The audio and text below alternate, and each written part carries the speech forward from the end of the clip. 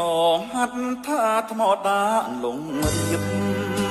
វាលវែងជាជ័យជោគលៀបជាមួយទេសភាពធម្មជាតិប្រទៀនបណ្ដាលសង្គមថ្មីភូមិអូសួស្ដីឯកភាពវិជ្ជមានបានផ្លូវបានស្ទៀនដោយសពបរងស្ទៀនមាន5គីឡូម៉ែត្រគុំអនលងរៀបទេសភាពបៃតងគុំ5ដំណាំបំប្រង5ជន់លងរងជ្រលងត្រដែតបានផ្លូវ5ខ្សែសាងជូនពុកម៉ែពំពេញបុកបែក18គីឡូម៉ែត្រស្រួលទៅស្រុកហេតុពុំជួបហេតុការ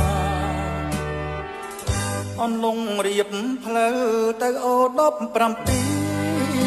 ផ្លូវភូមិរមណី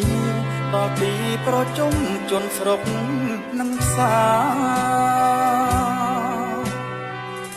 អនលងរៀបភូមិចាស់រហ័ងយាត្រាដឹកពីយោផលឡាលក់ដូរដល់ផ្សារបានទាន់ចិត្ត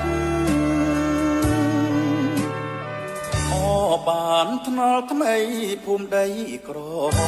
មវាលវែងជាស្រុកដើមចោមនឹងលែងប្រឈមជាមួយវិបរិតផ្លូវក្នុងភូមិយើងទៅមកចុះឡើងដល់ស្រុកដូចចិត្តផ្លូវល្អប្រណិតអនលងរៀបស្ថិតបិទឃុំអង្គភិវឌ្ឍ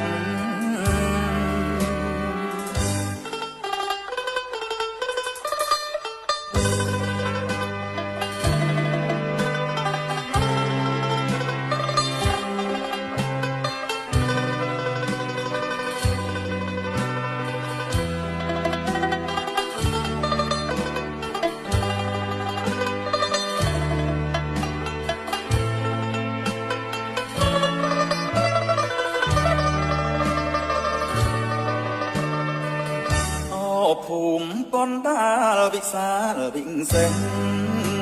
ប្រជារមនីអ្វីម្លេះផ្លូវស្អាតដូចឆ្នឹងជាងថែមកចត់ពេលធ្វើដំណើរលោកអ្នកសរសើរស្ទើរមិនដាច់មាត់ទីក្រុងជនបទវាលវែងប្រកបវឌ្ឍនភាពថ្មីអនលងរៀបច្បាស់ផ្លូវផ្ទាំងអ៊ំសែនផ្លូវភូមិមនោរម្យហើយលហែមចំណូលបន្ថែមបងមកបីបីលោកគ្រូអ្នកគ្រូកូនសិស្សលេងយូរទៅសាលាថ្មីសិលវ័នសិលវតីព្រះសង្ឃតាយាយងាយទៅវត្តណាវាចំការជ្រៃជើងចំការជ្រៃត្បូងបណ្ដាលបែងដងក្រាំងរងៀងជ្រងទងជាតិណាសាសនាភូមិដីក្រហមប្រប្រមរក្សាទងបាំងទេវតា7មករាមហាជោគជ័យឯកឧត្តមលោកជំទាវនឹងសពបរមសជន